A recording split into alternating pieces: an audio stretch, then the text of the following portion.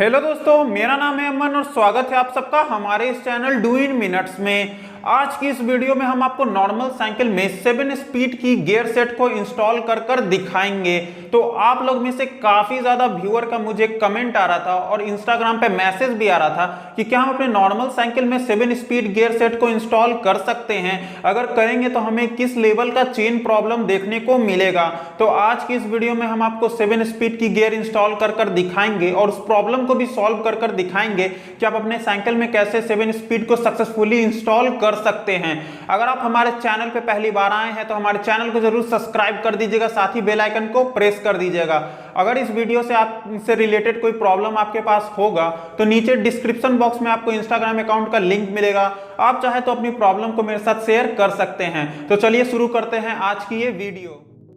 आप देख सकते हैं ये है मेरी हीरो स्प्रिंट जिसमें गियर इंस्टॉल नहीं है, ये सिंगल स्पीड की साइकिल है। तो अब हम इस साइकिल को उल्टा कर लेते हैं और इसके एक्सल को हम आपको दिखा देते हैं कि इसमें जो एक्सल पहले से लगी हुई है वो पहले से काफ़ी ज़्यादा लॉन्ग है, तो इसके लिए हमें गियर एक्सल को इंस्टॉल नहीं करना पड़ेगा।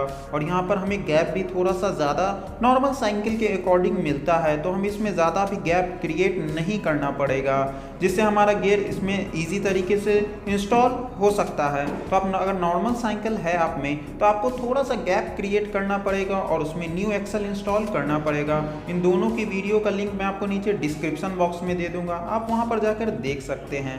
तो चलिए फटाफट से आपको चाहिए होगा 14 और 15 नंबर की रिंच, उससे आप अपने नट को थोड़ा सा लूज कर लें और व्हील को बाहर निकाल लें। जिस प्रकार से मैंने यहाँ पर अपने व्हील को बाहर निकाला है, आप देख सकते हैं हमारा व्हील अब साइकिल के फ्रेम में से बाहर आ चुका है। एक बार जब आपका व्हील बाहर आ जाएगा तब आप देख सकते हैं यहाँ पर फ्री व्हील पे आपको छोटा सा एक स्लॉट दिया जाता है।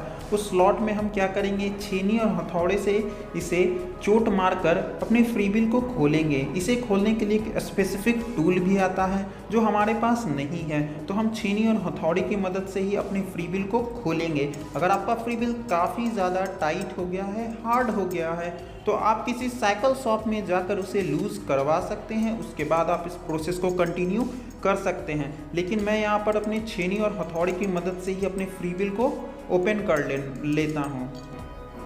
एक बार जब आपका फ्री व्हील थोड़ा सा लूज हो जाएगा तो आप इसे अपने हाथ की मदद से ही एंटी क्लॉकवाइज डायरेक्शन में घुमाकर इसे ओपन कर सकते हैं, जिससे आपका फ्री व्हील बाहर की तरफ आ जाएगा। जब आपका फ्री व्हील बाहर आ जाएगा तो आप अंदर के सतह को थोड़ा सा साफ कर सकते हैं किसी कपड़े की मदद से, या फिर आप ब्रश का भी हेल्प ले सकते हैं।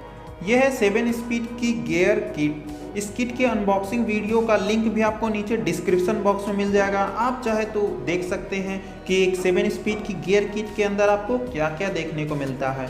तो इस किट में से हम अपनी 7 स्पीड फ्री व्हील को बाहर निकाल लेते हैं। आप देख सकते हैं ये एक 7 स्पीड की फ्री व्हील है और इस फ्री व्हील को हम अपने हब के ऊपर रखेंगे और क्लॉकवाइज डायरेक्शन में घुमाकर इसे थोड़ा सा टाइट कर देंगे। तो आपको इसे ज़्यादा टाइट करने की ज़रूरत नहीं है, जब आप पैडल लगाएंगे तो ये खुद ब खुद टाइट हो जाएगी। आप देख सकते हैं ये काफ़ी ज़्यादा अच्छा लग रहा है। और हमें यहाँ पर गैप को क्रिएट करना पड़ेगा क्योंकि हमारा एक्सल का नट काफ़ी ज़्यादा अंदर चला गया है, तो मैं इसे आपको आगे करके दिखाऊंगा।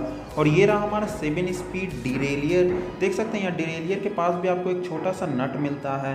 इस नट को आप खोल लीजिए और दूसरे साइड में आपको बोल्ट मिलता है। तो ये नट और बोल्ट दिए जाते हैं जिससे आप अपने डिरेलियर को अपने फ्रेम में अच्छी तरीके से टाइट कर माउंट कर सकते हैं। तो एक सिरे पे आपको बोल्ट डालना है, दूसरे सिरे पर नट, और इसे आपको क्लॉकवाइज डायरेक्शन में घुमाकर टाइट कर देना है। आप चाहे तो स्क्रू ड्राइवर का भी हेल्प ले सकते हैं, या फिर आप 9 और 10 नंबर की रेंच का भी यूज़ कर सकते हैं इसे टाइट करने के लिए। एक बार जब ये टाइट हो जाएगा तो देखिए ये कुछ इस प्रकार से इसमें फंस जाएगा और आप देख सकते हैं इसकी मूवमेंट ये अच्छी तरीके से लग जाने के बाद इसकी मूवमेंट कुछ इस प्रकार से होती है। उसके बाद हम इसमें लगे हुए छोटे छोटे नट्स को निकाल लेंगे और उसकी जगह पर हम एक बड़ा नट इसमें लगा देंगे। आप चाहे तो 2 नट का भी प्रयोग कर सकते हैं, कुछ बड़ी नट का, या फिर आप सिलेंड्रिकल वॉशर का भी यूज़ कर सकते हैं। ये वॉशर या नट आपको अपने फ्रेम और फ्री व्हील के अकॉर्डिंग ही लगाना है, जिससे आपका फ्री व्हील अपने फ्रेम से थोड़ा सा दूर रहे। आप देख सकते हैं यहाँ पर जो हमारा फ्री व्हील है थोड़ा सा और टाइट होगा और ये फ्रेम से थोड़ा सा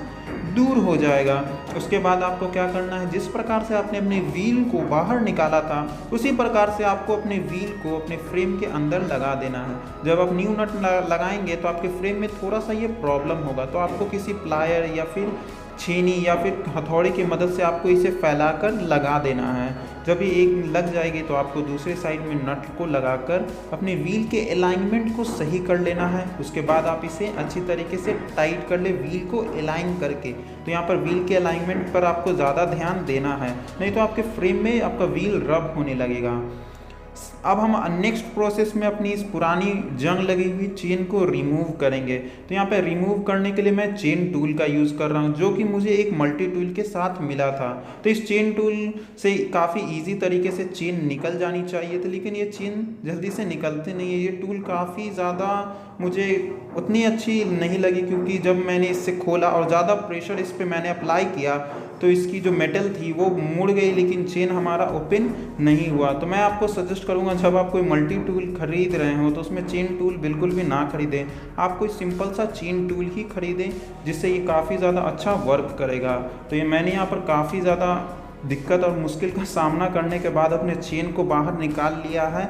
तो आप भी चाहे तो चेन को बाहर निकाल लीजिए। चेन आपको बाहर नहीं निकालना आता है तो आप छेनी और हथौड़ी की मदद से भी चेन को 2 टुकड़ों में तोड़ सकते हैं। आप देख सकते हैं ये रहा हमारा पुराना चेन। अब हम पुराना चेन हमारा थोड़ा सा ख़राब हो चुका था, जंग लग चुका था, तो उसकी जगह पर हम रिप्लेस करके एक नॉर्मल चेन को ही लगा रहे हैं। ये कोई गियर चेन नहीं है, ये ऑर्डिनरी नॉर्मल चेन है। उस नॉर्मल चेन में हम इसके थोड़े से लिंक को ऐड कर चुके हैं। 5 या 6 लिंक आप इसमें आराम से ऐड कर सकते हैं, जिससे आपके जो गियर की चेन है उसकी लेंथ इंक्रीज हो जाएगी और आपका चेन डिरेलियर में अच्छी तरीके से लग जाएगा। जब आपका चेन इंक्रीज हो जाएगा फिर आप इसे डिरेलियर के अंदर सीधा सीधा लगाकर चेक कर ले कि आपने जो चेन लगाया है बिल्कुल सीधा लगा हो। सीधा लगा लेने के बाद आप चेन को वापस से लॉक कर ले, जिस प्रकार से आपने खोला था उसी प्रकार से आप इसे लॉक कर ले। जब आप एक बार लॉक कर लेंगे तो आपका व्हील बिल्कुल अच्छी तरीके से मूव करने लगेगा। आप देख सकते हैं। उसके बाद आप अपनी साइकिल को सीधा कर ले। हम आपको दिखा देते हैं कि डेरेलियर लग जाने के बाद आपका साइकिल कुछ इस प्रकार से दिखेगा। उसके बाद हम अपने हैंडल ग्रिप को बाहर निकाल लेते हैं। अगर आपका हैंडल ग्रिप जाम हो चुका है, नहीं निकल रहा है, तो आपको हैमर का यूज़ करना पड़ेगा। आप इससे ठोक कर हैमर से इसे लूज़ कर कर बाहर निकाल सकते हैं। उसके बाद हम अपने ब्रेक क्लच को थोड़ा सा ढीला कर कर 5 mm एलन की सहायता से इसे थोड़ा सा शिफ्ट कर देंगे, स्लाइड कर कर आगे कर देंगे। और ये रहा हमारा 7 स्पीड की शिफ्टर। शिफ्टर में आपको एक छोटा सा नीचे में एलन की का एक बोल्ट दिया जाता है, काफ़ी छोटा होता है। उस बोल्ट की सहायता से ही हम इस अपने शिफ्टर को हैंडल में अच्छी तरीके से टाइट करते हैं। तो मेरे पास यहाँ पर मल्टी टूल है, जिससे हम इसे अच्छी तरीके से टाइट कर लेंगे। आप चाहे तो कोई छोटी एलन की भी यूज़ कर सकते हैं। तो ये रहा हमारा शिफ्टर लग जाने के बाद कुछ इस प्रकार से दिख रहा। आप देख सकते हैं ये भी 1 नंबर पर है। 2 3 4 5 6 7 ये अच्छी तरीके से शिफ्ट हो रही है। तो आपको यहाँ पे ध्यान रखना है कि आपका शिफ्टर शिफ्ट करे, ना कि वो स्लाइड करे। तो आपको नट को अच्छी तरीके से टाइट कर देना है। उसके बाद हम शिफ्टर में लगे हुए वायर को खोल लेंगे। तो शिफ्टर में लगे हुए वायर जो रोल होती है उसे आपको रोल में से बाहर खोलकर अलग कर लेना है। जब आपका शिफ्टर का जो रोल किया वो वायर अलग हो जाएगा तो आपको लेना है केबल हाउसिंग। ये केबल हाउसिंग भी आपको किट के अंदर ही मिलती है। तो उसके बाद आपको इसमें अच्छी तरीके से ग्रीस को अप्लाई करना है। आप जितना ज़्यादा अच्छी तरीके से ग्रीस को अप्लाई करेंगे आपका गियर शिफ्ट उतना ही ज़्यादा स्मूथली और अच्छी तरीके से होगा। तो आपको भी यहाँ पर अच्छी तरीके से ग्रीस अप्लाई कर देना है और हाउसिंग को शिफ्टर के अंदर स्लॉट में घुसा देना है। उसके बाद आपको यूज़ करना है जिप टाई। जिप टाई की मदद से आप अपने फ्रेम में अच्छी तरीके से हाउसिंग को होल्ड कर कर बांध सकते हैं। आप चाहे तो कोई टेप का भी यूज़ कर सकते हैं, लेकिन ये जिप टाई आपको किट के अंदर ही मिलती है। तो आप जिप टाई का ही यूज़ करिए, अच्छी तरीके से टाइट हो जाती है और काफ़ी ज़्यादा मजबूत भी होती है। उसके बाद हम क्या करेंगे, अपनी केबल के वायर को अपने डिरेलियर के अंदर लगाएंगे। वहाँ पर एक छोटा सा बैरल एडजस्टर के स्लॉट में ही हम लगा कर इसे अच्छी तरीके से टाइट कर लेंगे। और यहाँ पे देख लेंगे हमारा चेन है जो 7th नंबर पर है और यहाँ पर हमारा शिफ्टर 2 नंबर पर है। तो हम इसे 7th नंबर पे पहले कर लेंगे अपने शिफ्टर को। आप देख सकते हैं यहाँ पर छोटा सा वायर निकल गया है, तो ये गियर की ही वायर है। तो इसे हम प्रेस कर देंगे। आप अपनी गियर को 7 स्पीड पर कर लीजिए, शिफ्टर को भी 7 पे कर वायर को अच्छी तरीके से प्लायर से खींच लीजिए। मैंने यहाँ पर पहले से इसे प्लायर से खींच लिया था। प्लायर से खींच लेने के बाद आप इसे अच्छे से लॉक नट के अंदर लगा कर इसे टाइट कर दें। तो टाइट करने के लिए आप प्लायर का भी यूज़ कर सकते हैं या फिर 10 और 11 नंबर की रेंज या फिर 9 और 10 नंबर की रेंज अपने नट के अकॉर्डिंग आप ले सकते हैं और उससे आप इसे टाइट कर सकते हैं। एक्स्ट्रा वायर को आप रोल कर दीजिए। रोल कर देने के बाद आप देख सकते हैं हमारा जो शिफ्टर है अच्छी तरीके से मूव कर रहा है। और हम इसमें चेन प्रॉब्लम को देखते हैं कि हमारा कौन से स्पीड पर चेन प्रॉब्लम आता है और किस किस प्रकार का प्रॉब्लम आता है। तो मैंने यहाँ पर धीरे धीरे अभी पैडल को नचाया है। हमारा जो चेन है थोड़ा सा जंप कर रहा है और हम देखते हैं कि कितने नंबर पर इसके चेन पूरी तरीके से उतर जाता है। आप देख सकते हैं हमारा जो सबसे फर्स्ट नंबर था उस पर चेन आगे की तरफ क्रैंकसेट में उतर चुका है। ये पीछे से तो है इसके ऊपर, लेकिन क्रैंकसेट से हमारा लेफ्ट साइड की तरफ गिर चुका है।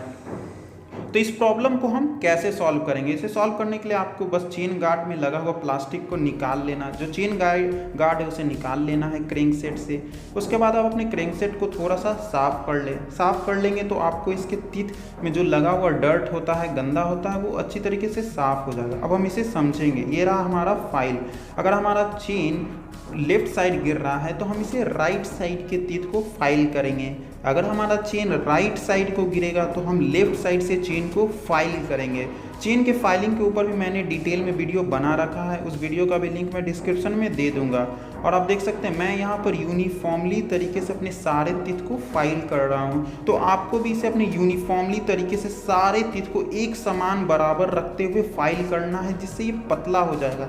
आप देख सकते हैं मैंने इसे एक बराबर एकदम फाइल कर दिया, जिससे ये एकदम पतला हो चुका है। आप देख सकते हैं ये आगे से थोड़ा सा स्मूथ और पतला हो जाएगा, जिससे हमारा चेन प्रॉब्लम सॉल्व हो जाएगा। आप देख सकते हैं मैं यहाँ पर से आपको दिखा देता हूँ कि ये थोड़ा सा आप देख सकते हैं यहाँ पर से पतला हो चुका है। पतला हो जाने के कारण चेन हमारा नहीं निकलेगा क्रैंकसेट के बाहर। तो इस प्रोसेस में आपको टाइम लग सकता है। आप टाइम ले और इसे अच्छी तरीके से फाइल करें। फाइल कर देने के बाद आप चेन को लगाएं और वापस से अपनी क्रैंकसेट को घुमा कर देखें। अगर आपका चेन जिस टीथ पर से बाहर की तरफ गिर जाता है, यानी कि वो टीथ आपका मोटा है, तो बस आपको उसी टीथ को फाइल करना है और अदर टीथ को फाइल नहीं करना है। तो इस प्रोसेस को आपको कंटिन्यू करते रहना है और बार बार आपको अपने क्रैंकसेट को घुमाकर चेक करना है कि आपका जो मोटा वाला टीथ है, जिस टीथ से आपका चेन उतरता है, उसी टीथ को आपको पतला करना है, फाइल करना है अच्छी तरीके से। तो मैंने भी यहाँ पर जो टीथ से हमारा जो चेन था वो बाहर गिर रहा था, उस टीथ को मैंने यहाँ पर अच्छी तरीके से फाइल कर दिया है रेती की मदद से। तो एक बार जब ये अच्छे से फाइल हो जाएगा तो वापस से आप चेन चढ़ा लीजिए और इसे घुमा घुमा कर आप चेक कीजिए कि आपका चेन प्रॉब्लम सॉल्व हुआ है या नहीं। तो मैंने गियर साइकिल के चेन प्रॉब्लम के ऊपर डिटेल में वीडियो बना रखा, आप चाहें तो उस वीडियो को देख सकते हैं, जिससे आपका चेन प्रॉब्लम जो है सॉल्व हो जाएगा। अब हम अपने गियर को शिफ्ट कर कर देखते हैं कि इसमें और भी किस किस प्रकार का प्रॉब्लम देखने को मिलता है। तो सबसे पहला प्रॉब्लम था चेन का उतर जाना क्रैंकसेट के बाहर से, और यहाँ पर मैं अब इसे जल्दी से चेंज कर देखता हूँ और तेज़ घुमाकर इसे चेंज करता हूँ, जिससे हमारा प्रॉब्लम रहेगा तो वो पता चल जाएगा। तो यहाँ पर तक तो हमारा गियर अच्छी तरीके से शिफ्ट कर रहा है, लेकिन जैसे ही मैंने और ज़्यादा तेज़ी घुमाया और शिफ्टर को घुमाया तो पता चला कि हमारा चेन यहाँ बाहर 7 स्पीड के भी बाहर गिर चुका है। तो इस प्रॉब्लम को हम कैसे सॉल्व करें? यहाँ पर आप देख सकते हैं 2 स्क्रू है, अपर लिमिट स्क्रू और लोअर लिमिट स्क्रू, जहाँ पर H और L लिखा हुआ है। तो हमारा जो चेन है वो हाई गियर से भी बाहर की तरफ गिर गया है, तो हम H जहाँ पर लिखा हुआ है उस लिमिट स्क्रू को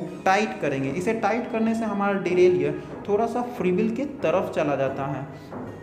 तो हमारा जो डिरेलियर है फ्रीबिल की तरफ चला जाएगा तो चेन हमारा प्रॉब्लम सॉल्व हो जाएगा। अगर आपका 1 गियर के बाहर चेन गिर जा रहा है तो आपको लोअर लिमिट को टाइट करना है, जिसकी प्रॉब्लम सॉल्व हो जाएगा। तो लिमिट स्क्रू का बस यही काम होता है। जब आप देख लीजिए मैंने यहाँ पर इसे चढ़ा दिया है, उसके बाद जो हमारा चेन है वो बाहर की तरफ नहीं गिर रहा। अब इसमें एक और प्रॉब्लम मुझे देखने को मिला है कि ये 1 नंबर पर शिफ्ट नहीं हो रहा है। तो हम इसे 1 नंबर पर शिफ्ट करने के लिए शिफ्टर को 1 पे करेंगे और बैरल एडजस्टर को थोड़ा सा ढीला करेंगे, जिससे हमारा जो वायर है वो थोड़ा सा टाइट हो जाएगा और हमारा गियर 1 पर शिफ्ट होने लगेगा। अब हमारे गियर की सारी प्रॉब्लम सॉल्व हो चुकी है और ये अच्छे से वर्क कर रहा है। तो ये वीडियो आपको पसंद आया हो तो वीडियो को लाइक करें और चैनल को आप ज़रूर सब्सक्राइब कर लें। और आपके पास साइकिल से रिलेटेड कोई प्रॉब्लम है तो नीचे डिस्क्रिप्शन बॉक्स में इंस्टाग्राम अकाउंट का लिंक मिलेगा।